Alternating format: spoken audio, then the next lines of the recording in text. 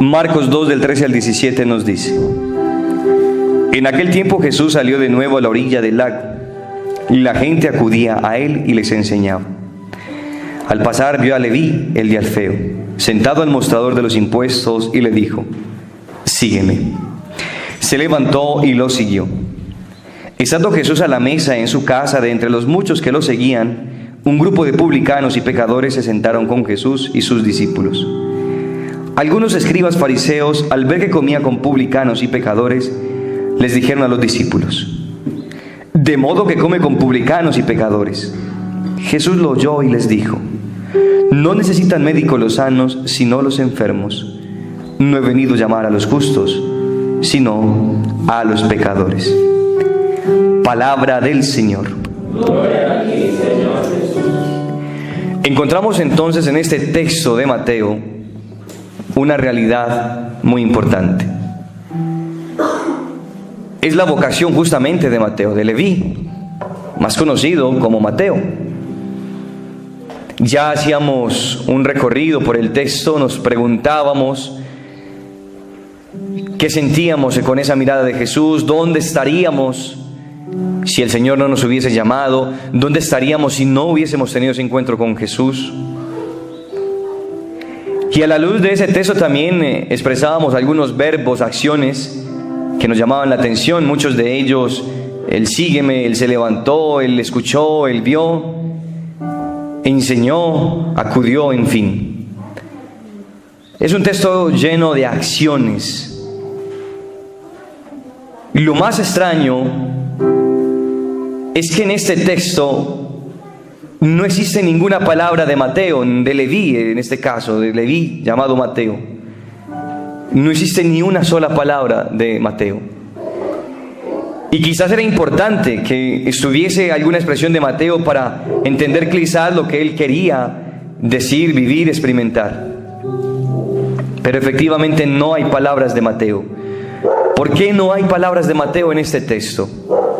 Porque hay acciones. Porque al Señor no se le responde de palabras, sino con la vida misma. Nosotros muchas veces decimos al Señor muchas cosas que no vivimos y deseamos vivir muchas cosas que finalmente no hacemos. Esta es la experiencia de Mateo, la experiencia de la acción, la experiencia del hacer y también la experiencia del peregrino. Ya lo decíamos también en la jornada de ayer, después de meditar un poco lo que fue el camino hacia el municipio de Cocorná. No hubieron muchas palabras posiblemente, pero nuestra sola presencia, el camino, nos enseñó a nosotros que es mejor hacer que hablar, vivir que desear. No basta con desear ser buenos, hay que ser buenos. Y no basta con anhelar la santidad, sino que hay que empezar a ser santos. Ahora, recapitulando este texto de Mateo, mire lo que dice justamente al escribir Mateo su propia vocación, porque es Mateo quien escribe aquí su propia vocación, cómo se dio su llamado. Dice que en aquel tiempo Jesús salió de nuevo a la orilla del lago. Significa que Jesús salía muchas veces al lago. Muy probablemente o muy certeramente podemos decir que Mateo ya había escuchado hablar de Jesús, ya lo conocía. ¿Por qué? Porque Jesús muchas veces pasaba por esa orilla, pasaba por ese lago. Ya Mateo sabía. Y dice Mateo que la gente acudía a él, la gente acudía a Jesús. Solamente hagámonos esa escena. ¿Cuánta gente en ese tiempo se agolpaba, se acercaba hacia Jesús? Eran multitudes de gente llegando hacia Jesús. Es como cuando uno visita un santuario mariano o visita algún santuario de oración, las multitudes que llegan. Caso conocidísimo como en México, que cada hora están llegando peregrinos, todos los días, cada hora, desde las 5 de la mañana hasta las 7 de la noche. Cada hora llega un grupo de peregrinos, todos los días, a México. Solamente imaginemos la multitud de gente que llega a México cada día, porque cada hora está llegando un grupo de peregrinos desde las 5 de la mañana hasta las 7 de la noche. Pues así era ese tiempo de Jesús, también la gente acudía a Jesús. Y según lo que dicen sus textos, aquí iba la gente donde Jesús. Los que tienen la Biblia, ¿qué buscaba la gente en Jesús? que les enseñara. ¿Que les enseñara a qué? ¿Que les enseñara a qué? A amar, dicen por aquí. ¿Que les enseñara a qué? A seguirle, dicen por aquí. ¿Que le enseñara a qué? ¿Realmente la gente buscaba aprender algo? ¿O buscaba que Jesús hiciera un milagro en sus vidas? Un milagro físico finalmente, porque en ese tiempo existían muchos enfermos, hoy todavía, pero en ese tiempo existían muchos más enfermos. De hecho, era común que cuando Jesús caminaba, sacaban las camillas con los enfermos en todo el camino. Ponían ahí las camillas. Ahí ponían las camillas, la gente acostada, agolpada ahí, esperando que Jesús pasara. Y Jesús pasaba sanando a los enfermos. ¿Realmente la gente iba a que Jesús les enseñara? ¿Ustedes qué piensan? Por interés, ¿no? Algunos iban por interés. Deseaban un milagro de Jesús. Y todo eso lo veía Leví, Mateo lo veía. ¿Cuánta gente? Seguro que Leví no era ningún creyente, no lo era. Él veía que llegaba gente donde Jesús, que Jesús llegaba al lago y de repente esas multitudes se acercaban. Pero ¿cuántos de ellos después de escucharlo se iban igual? Seguían igual. Y todo eso lo veía Leví, lo veía Mateo. Eso no causaba ninguna novedad. Y muy seguramente Mateo era feliz recaudando impuestos. Finalmente era un buen trabajo. Tener ahí el dinero de la gente era asegurarse su propia comida, no faltarle. Cuando mucha gente tenía que dejar de comer por pagar el impuesto, él tenía seguro su alimento. Entonces no había novedad en que la gente fuera, se acercara, que Jesús les enseñara. ¿Cuál es la novedad del Evangelio? Vamos a mirar en ese texto, vamos a tratar de entender cuál es la novedad aquí. ¿Por qué Leví se encuentra en esa decisión tan importante de su vida? Si ya había visto a Jesús muchas otras veces, ¿dónde está la diferencia esta vez? Vamos a ver si la encontramos. Miren sus Biblias, lean el texto. Sumerjámonos, la Biblia es para entenderla, para masticarla, para amarla, porque de esa manera podemos nosotros también transformar nuestra vida. Vamos a tratar de mirar en ese primer párrafo dónde está la novedad. Aquí hay una novedad, que es lo que toca la vida de Leví, de Mateo. ¿Cuál es esa novedad? No, esa es una expresión de Jesús mucho después. Vamos a tratar de entenderlo. Antes de ese sígueme, hay una situación que cambia la vida de Leví. ¿Qué pasó? Lo vio. Pero no solo lo vio.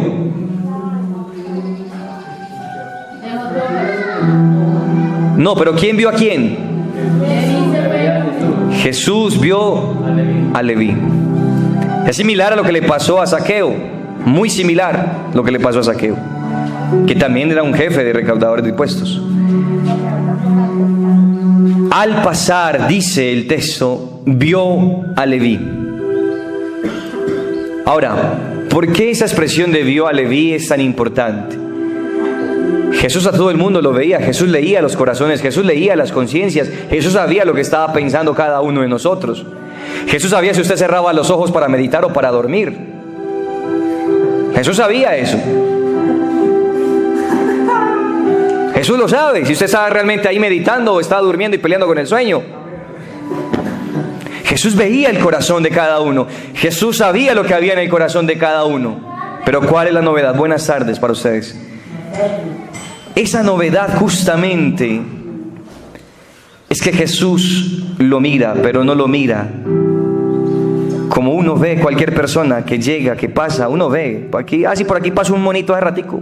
Por aquí pasa un señor en una moto. Yo lo vi. No. Jesús lo amó.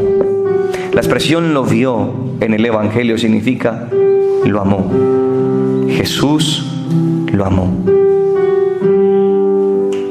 Cuando Pedro niega a Jesús, dice el texto que Pedro cae, empieza a llorar, y Jesús también estaba sobre el suelo. Incluso en la película de Mel Gibson, La Pasión de Cristo, se ve cuando Pedro cae al suelo, empieza a llorar y Jesús también lo mira con lágrimas. Ese ver significa amar. Cuando Jesús ve, Jesús ama. Cuando dice el texto, al pasar vio a Leví, significa al pasar amó a Leví. Uno ve mucha gente aquí.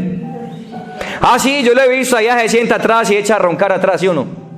O yo lo he visto para adelante cabeceando. No, usted no lo ha visto. Ver es amar. Usted lo ha mirado, no lo ha visto. Ver es amar.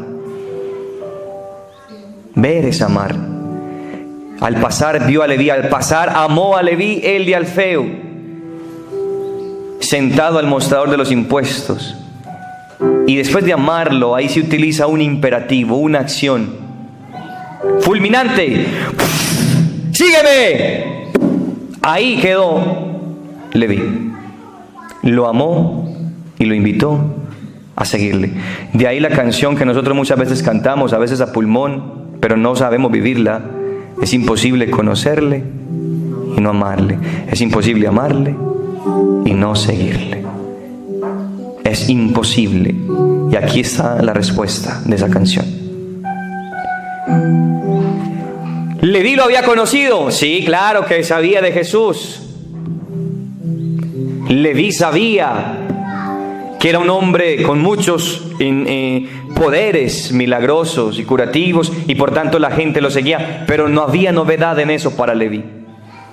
Quizás era uno más. En ese tiempo existían muchos que se las daban de curanderos y aparentes milagros sucedían. No había novedad en Leví para ese momento. No había ninguna novedad. Ah, sí, es uno más. Quizás un profeta, otro charlatán más, ¿qué sabemos?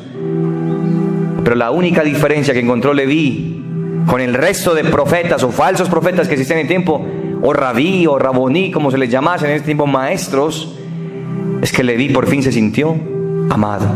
Esa es la gran diferencia de este texto. Lo vio, lo amó, y al sentirse amado, Leví comprendió que su vida no podía seguir igual, porque encontrarse con Jesús tiene que causar una conmoción en el alma. Uno sabe que alguien se ha encontrado con el Señor porque ha transformado su vida. Donde no hay transformación, no hay encuentro con Jesús. No lo hay. No podemos inventar y decir, no, yo ya conozco a Dios, yo ya tuve un retiro espiritual, Él me ama, yo lo amo, Él es mi vida. Sí, ¿y dónde está su transformación? Mateo, que en este caso aparece como Leví, nos dice a nosotros que al verse amado, al sentirse amado, no queda otra cosa que seguir las huellas de aquel amor que ha encontrado. Ese es Mateo, ese es Leví, ese debe ser cada uno de nosotros. Por eso Jesús, con una sola palabra, transformó la vida de Mateo. ¿Por qué? Porque ya había transformado su corazón. Ya sus oídos estaban listos para escuchar lo que su corazón deseaba. Ya su corazón había encontrado la respuesta. No faltaba sino que esa voz se hiciera palpable en sus oídos para seguirle. Eso era. Ya su corazón sabía. Ya su corazón deseaba ese encuentro. Ya ese corazón amaba ese encuentro con Jesús. Ese hombre que venía todos los días al lago, que lo veía como alguien normal. Pero ¿qué es lo que la gente le ve a ese hombre? Yo no le veo nada raro. Pero cuando por fin lo miró, entendió por qué esa gente lo seguía, porque esa gente lo buscaba, porque esa gente deseaba llegar hasta donde él. Y muchos de ellos que llegaban al lago nunca regresaban a sus casas, se quedaban acampando con Jesús. Aquí iban a regresar a sus casas, a vivir en la rutina del día a día. No, se quedaban con él. Y entonces Mateo se preguntaba, ¿pero qué causa ese hombre que solamente con mirarle le siguen? Aquí encontró Mateo por fin esa respuesta. De ahí que el centurión romano utiliza una expresión que también lo decíamos ayer y la utilizamos siempre en el momento de la comunión. Una sola palabra tuya bastará para sanarme. Una sola palabra tuya bastará para seguirte. Una sola palabra tuya bastará para transformar mis esquemas, para romper mis estructuras y poderte seguir. Una sola palabra. No hay discurso. Jesús no utiliza el discurso, Jesús utiliza la palabra. Y nosotros somos preocupados muchas veces en la predicación. No, nos pasamos largas horas escribiendo un montón de discursos, cuando una sola palabra es suficiente para transformar el corazón de quien escucha. Una sola palabra. Y Jesús tenía claro que este hombre, al sentirse amado, lo dejaría todo, absolutamente todo. De ahí que la expresión de Jesús no es, ¿quieres seguirme? Venga, Mateo, ¿usted le provocaría a seguirme como esa gente que viene hasta el lago del río? No, le dice, sígueme, porque le está diciendo, vos deseas seguirme, usted desea seguirme, usted desea amarme, porque te sientes amado. Entonces te digo, sígueme. Sígueme significa confirmar ese llamado. Mateo no tenía duda, no tenía ninguna duda. La expresión sígueme es concretar ese llamado.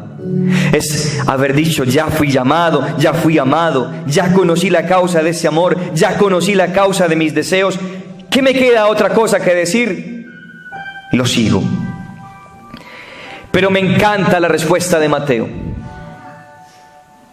No utiliza palabras, porque sabe que la palabra ya está dicha, que la palabra ya está hecha, que el amor no necesita palabras. El amor necesita hechos concretos, decisiones concretas. No necesita palabras, no necesita discursos. El amor necesita acciones. Por eso Mateo no utiliza ninguna palabra, ni la más mínima. ¿Qué hace Mateo cuando escucha ese sígueme? Se levanta y lo sigue. Ahora, ¿por qué Mateo relata estos dos verbos, levantar y seguir? Pudo haber utilizado solo uno de los dos, o pudo haber dicho y lo siguió por el camino. No. Levantar y seguir son dos acciones complementarias. ¿Cuántas veces el Señor nos ha dicho, levántate de ese pecado, levántate de esa tristeza, levántate de ese dolor? ¿Qué hacemos? Nos levantamos, pero ¿qué hacemos inmediatamente? Nos volvemos a caer, nos detenemos, no continuamos. Por eso Mateo utiliza las dos acciones. Levantarse tiene como consecuencia el seguirlo. No hay otra opción. Me ha levantado, lo sigo. No hay otro camino. Pero ¿qué hacemos nosotros? Nos levantamos del pecado, volvemos a caer en el pecado. Nos levantamos del pecado, volvemos a caer en el pecado. Y entonces, como dice la segunda carta de Pedro, somos como el cerdo que come y vomita y vuelve a comerse el vómito, o como el perro también que come, defeca y vuelve a comerse lo que ha defecado. Ese es el hombre que no se ha encontrado con Jesús.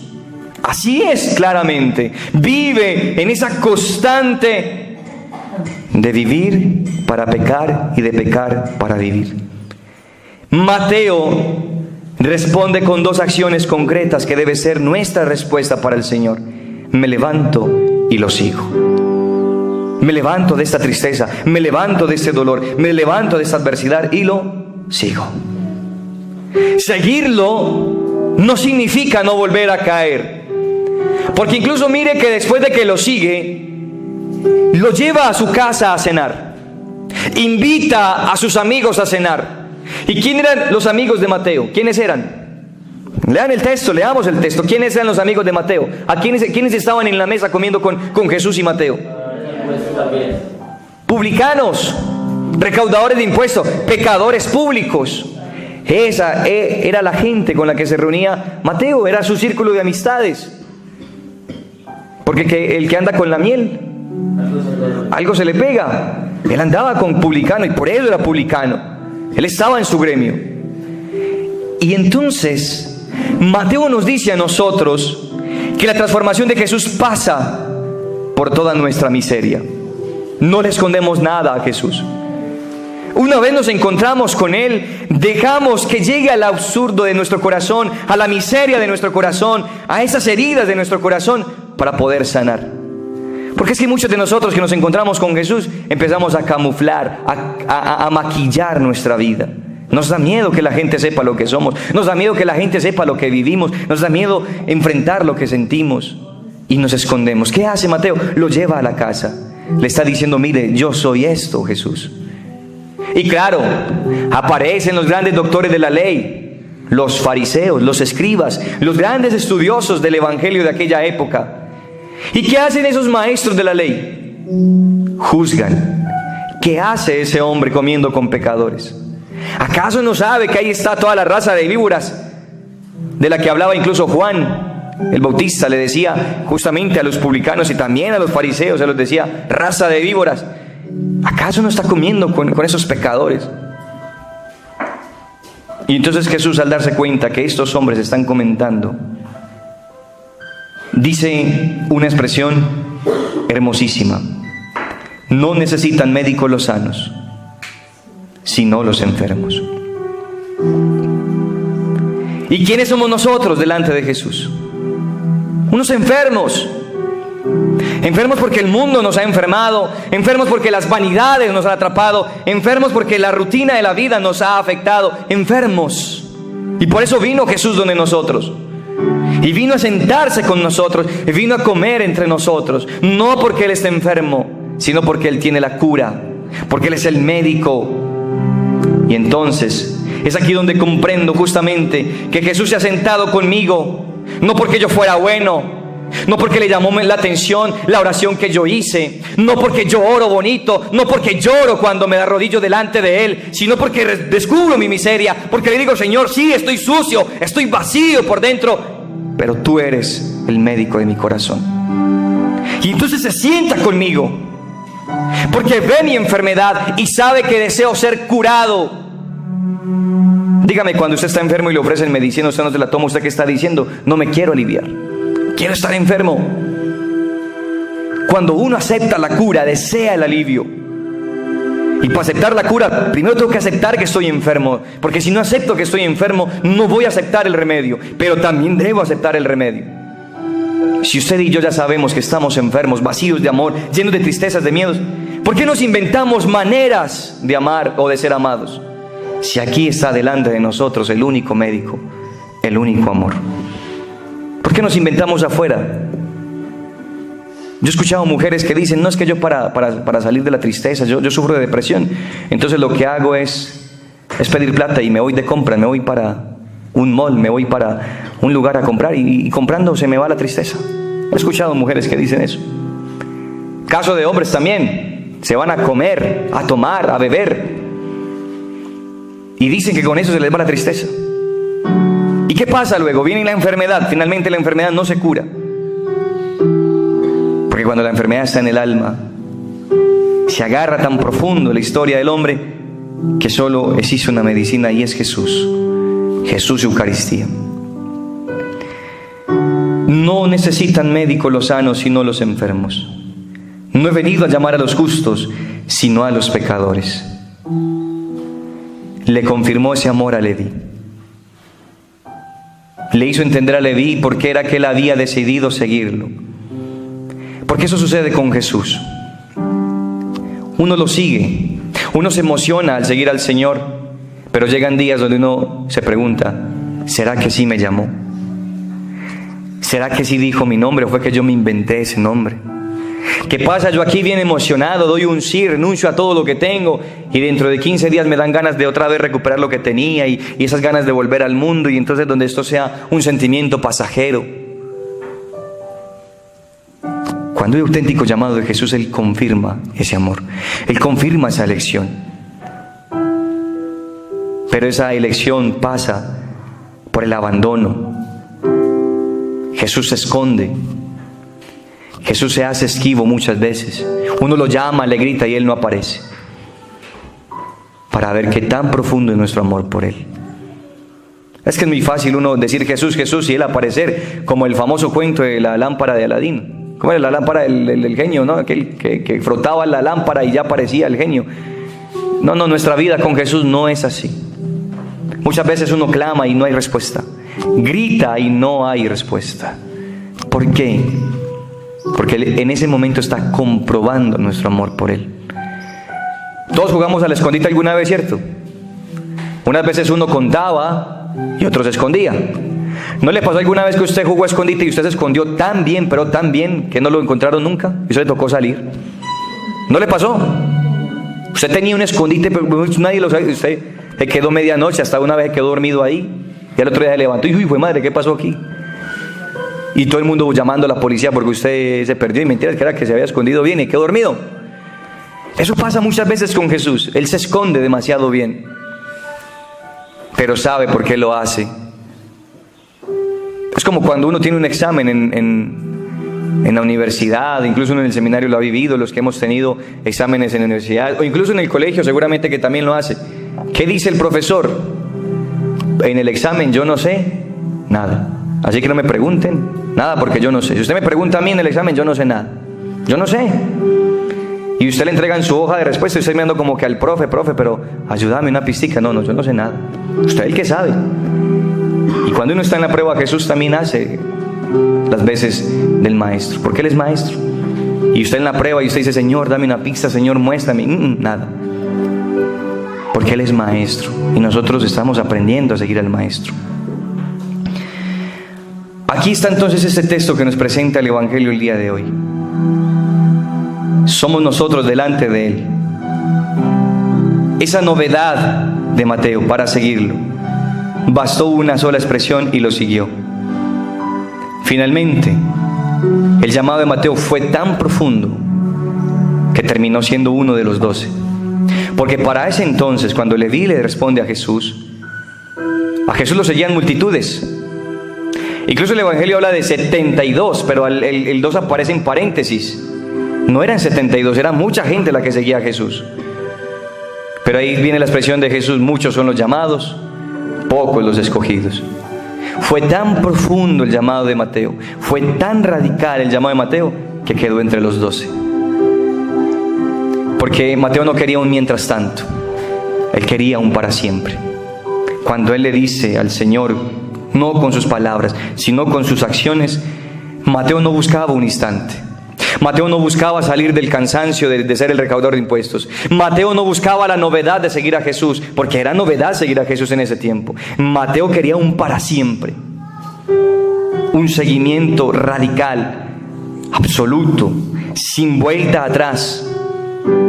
Y esa es la invitación de Jesús para nosotros. Desde donde estamos, desde donde el Señor nos pida, desde nuestro hogar, desde nuestra vida de esposa, madre, hija, hermana, desde nuestro puesto de padre, hijo, hermano, esposo, religioso, hermano, consagrado, universitario, bachiller. Desde ahí tenemos que darle ese seguimiento concreto y radical al Señor.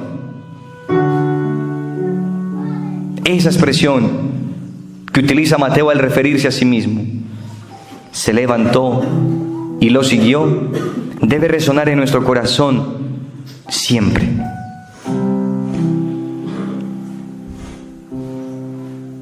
Significa que en el camino tendremos muchas caídas, pero como Mateo nos levantaremos y lo seguiremos.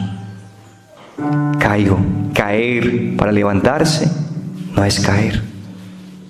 Jesús no dirá cuántas veces caíste, sino cuántas veces te levantaste. Aquí está este texto de Mateo, relatado a la luz de Marcos. Ya decíamos, cambiemos el nombre de Leví por nuestro nombre. ¿Será que yo también le di esa respuesta concreta a Jesús? Al mirarme, al amarme, ¿me he levantado y lo he seguido? ¿O ni siquiera me he levantado? Sí, ya me vio, ya me siento amado por Él, pero hasta ahí no hay un seguimiento. Y entonces algunos preguntan, hermano, ¿y uno cómo sabe que ya se levantó? Porque aunque tienes tristezas, vas alegre. Aunque tienes miedos, has puesto tu certeza en el Señor. Aunque andas en valles oscuros, sabes que Él es tu faro. Aunque todo te dice devuélvete, tú dices avanzo. Te has levantado si no has dejado de caminar, pero no te has levantado si sigues peleando con tu pasado, con tu historia.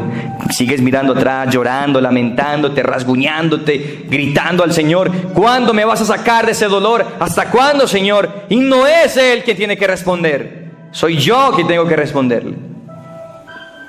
Me he levantado si no he dejado de avanzar. ¿Y cómo sé si lo he seguido? Porque deseo imitarlo. De allí que los famosos se miden por la cantidad de seguidores que tienen. De hecho, uno mira las páginas en las redes sociales, el tweet, por ejemplo, los tuiteros, ellos siempre miran la cantidad de seguidores que tienen, 1,000, 2,000, 5,000, 10,000, 1,000,000 de seguidores. Incluso en Facebook también aparece el fanpage, que es una página de seguidores. Entonces dice, te ha empezado a seguir, te siguen. ¿Y uno por qué sigue esos tuiteros o por qué sigue esos facebookeros? ¿Por qué? ¿Por qué lo sigue? ¿Uno por qué le da a seguir? ¿Porque le gusta qué? Lo que publica. Imágenes, textos, videos. ¿Le gusta? Pues justamente Jesús pasaba y uno le daba seguir. Pero nunca más visitaba uno la página de Jesús, ¿sí o no? Por allá aparecía al mes una publicación de Jesús. Uno dice, uy, ¿verdad que yo estaba siguiendo a Jesús? ¿Sí o no? Eso pasaría hoy en el mundo actual, vía redes sociales. No, en ese tiempo seguir significaba imitar. Imitar. Seguir significa imitar. Vivir como. Y no solo vivir como. Había gente que vivía con Jesús. Nosotros vivimos con Jesús aquí. Pero vivimos como Jesús. Qué gran diferencia hay entre con y como. Aquí vivimos con Jesús. Todos los días nos visita. Todos los días se manifiesta. Todos los días nos envía su amor. Pero vivimos como Jesús. Esa es la gran diferencia. Seguir no es estar, sino vivir como. Esa es la expresión del seguimiento. No estoy con Jesús, sino vivo como Jesús. Vivo como Jesús. Gloria al Padre, al Hijo y al Espíritu Santo.